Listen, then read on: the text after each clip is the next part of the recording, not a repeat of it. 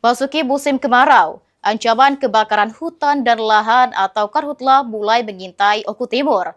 Setidaknya saat ini sudah ada 2 kejadian karhutla yang terpantau oleh BPBD setempat.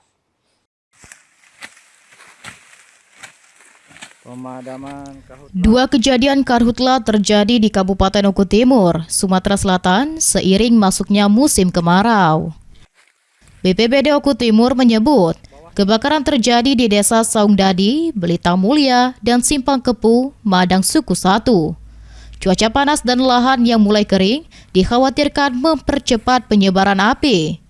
BPBD mengimbau warga tidak membakar lahan sembarangan, serta segera melaporkan jika menemukan titik api atau asap.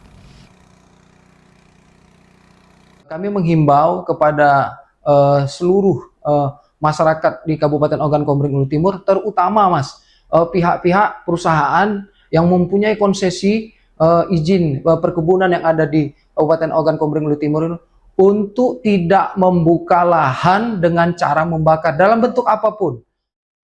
Memasuki puncak musim kemarau, kesiapsiagaan seluruh pihak menjadi kunci untuk mencegah karhutla yang dapat berdampak terhadap lingkungan dan masyarakat. Francisco Arikarwana, PAL TV.